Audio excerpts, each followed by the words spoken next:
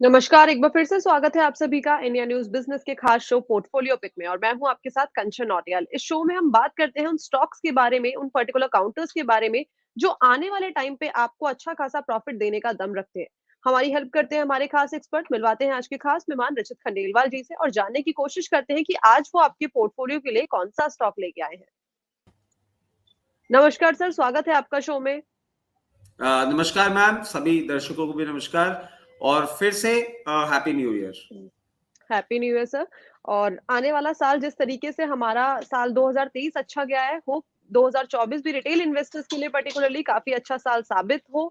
उसके लिए हमें कौन सा स्टॉक अपने पोर्टफोलियो में ऐड करना चाहिए जो आने वाले टाइम पे हमें अच्छा खासा प्रॉफिट देने का दम रखता है, वो आप बता दीजिए। देखिए, आज मैं आपके लिए एक ऐसा स्टॉक लेकर आया हूँ जिसका नाम ही बड़ा फैंसी सा है, बट काम उतना फैंसी नहीं है। The name is Rolex Rings. जी, ठीक है। तो सबसे ये पहले सर नाम जो कंपनी के बेसिक्स के बारे में बता दीजिए। उसके बाद बिल्कुल। जिस तरीके से ये फैंसी नाम लग रहा है तो कंपनी के वर्किंग के बारे में जानना ज्यादा जरूरी है कि किस सेक्टर में कंपनी काम करती है। Then will talk about the targets and the time duration as well. देखिए, रोलेक्स भी है, रिंग्स भी है, तो इसको आप बिल्कुल भी कंफ्यूजन में ना लें कि ये रोलेक्स की घड़ियां बनाता है। But it is a leading manufacturer of forged and machine components in our country India.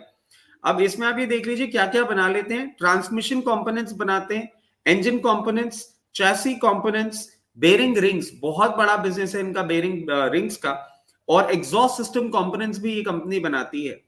अब ये तो हो गया काम करती क्या है कंपनी। मैं थोड़ा सा क्लाइंट का भी आइडिया दे देता हूँ, इसके किस किस्म के क्लाइंट्स हैं। जीएम इनका क्लाइंट है, एलिसन ट्रांसमिशन इनका काम है, क्लाइंट है, NBC bearings, Ford, Timken bearings, NRB bearings, NTN bearings, automotive axles limited, SKF, नाची बेरिंग्स, एनटीएन बेरिंग्स।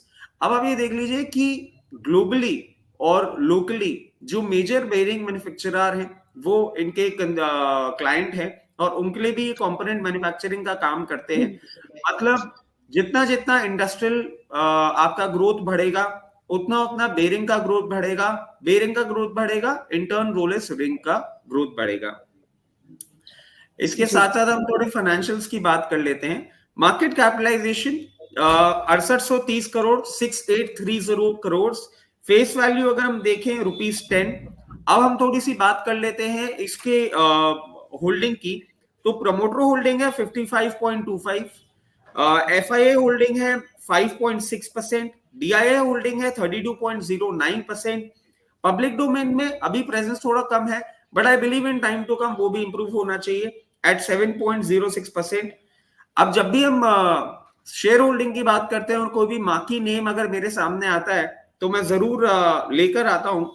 तो आप देखें, Kotak fund is holding 3.35% in this company, ICICI Prudential is holding 7.69%, Axis mutual fund is holding 4.62%, Aditya Birla Sun Life is holding 2.59%। ये हो गई इसकी right. Share holding की बात। अब अगर हम फाइनेंशियल्स की बात कर लें, क्योंकि मैं समझता हूं का अगला सवाल वही होगा, तो देखिए प्रॉफिट ग्रोथ अच्छा रहा है of 55.25% for past 3 years. Return on equity अच्छा है at 29.28% for past 3 years. Return on capital employed भी मुझे बहुत अच्छा लग रहा है 26.13% फॉर पास्ट 3 इयर्स। उसके साथ साथ कैश कन्वर्जन साइकिल अट्रैक्टिव है एट 80.95 डेज। तो ये कुछ कारण हैं जिन कारणों से ये पर्टिकुलर स्क्रिप्ट हमने पोर्टफोलियो पिक में रखी है। जी, ठीक है। तो कंपनी के फाइनेंशियल्स के बारे में आपने जानकारी दे दी है और कंपनी के बारे में क्लियर कर दिया है कि कंपनी किस सेक्टर में काम करती है। जिस तरीके का नाम लग रहा है, उस सेक्टर में कंपनी काम नहीं करती है, लेकिन जो इसके क्लाइंट्स हैं, क्लाइंट बेस है, काफ़ी अच्छा खासा क्लाइंट बेस है। सर, अब बता दीजिए टारगेट कि हमें आने वाले टाइम पे टारगेट क्या देखने को मिल सकते हैं? देखिए, at current market price I believe it's a good buy. 2502 रुपए में आप इसको खरीदें। और जैसा कि हम हमेशा एक बाय मोर का लेवल देते ही हैं, क्योंकि हम स्टैगर्ड बाइंग सजेस्ट करते हैं मार्केट की वॉलेटिलिटी के चलते। तो बाय मोर का लेवल आता है 2360, 2360 रुपए आए तो बाय मोर करें। करंट लेवल्स पे हम अगर देखें तो हमें ये बहुत अट्रैक्टिव लग रहा है, इसलिए हम 55 to 60% बाइंग यही रेकमेंड करेंगे। और इसके नीचे जाता है तो आप बाय मोर के लेवल पे अपनी बाइंग और कर सकते हैं। अब हम टारगेट्स की बात कर लें। पहला टारगेट हमेशा की तरह बहुत ही कंजर्वेटिव 2760 2760। दूसरा टारगेट 2980 2980। तीसरा टारगेट 3260 3260। अब इसमें एक और चीज देखें, जैसा कि हम हमेशा बताते हैं और करते आए हैं कि जैसे ही हमारे टारगेट्स हिट होने लग जाते हैं आपके चैनल के माध्यम से, हम दर्शकों को और अपडेट देते रहते हैं। तो the third target which is 3260 is not a final target, but हाँ, ये जैसे ही टारगेट हिट होगा हम आगे के टारगेट्स, कंपनी की वर्किंग और फाइनेंशियल्स को रीवैल्यूएट करके आपके लिए और दर्शकों के लिए लेकर आएंगे। जी, ठीक है। तो कंपनी के टारगेट्स के बारे में जानकारी ले ली है कि आने वाले क्वार्टर में हमें कितने टारगेट देखने को मिल सकते हैं। सर एक बार टाइम फ्रेम फिर से कंफर्म कर दीजिए प्लीज। देखिए, टाइम पीरियड अगर लेके चले अपन तो 2 से 3 क्वार्टर मैं समझता हूं would be sufficient time for this company to attain the levels that we have suggested for. ठीक है। तो 2 से 3 क्वार्टर का आपको टाइम फ्रेम लेके चलना है। टारगेट सर ने बता दिए हैं, बाय मो के लेवल भी सर ने बता दिए। इसके अलावा कोई और डिस्क्लेमर सर आपको देना हो? देखिए, बिल्कुल there is a very strong possibility that in my account, in my immediate family account, or in my client account, we might be holding possession of this particular script that we have discussed. Along with this, investment in equity markets are subject to market risk. Please consult your financial advisor before making any transaction, any investment in the scripts that we discuss on your channel.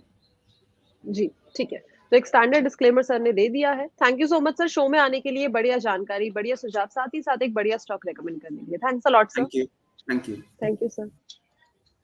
तो ये थे रचित खंडेलवाल जी जो लेके आए थे आपके portfolio के लिए एक बहुत ही उम्दा स्टॉक। बस ऐसे ही अलग-अलग स्टॉक्स की जानकारी के लिए जुड़े रहिए इंडिया न्यूज़ बिज़नेस के खास शो पोर्टफोलियो पिक के साथ। धन्यवाद।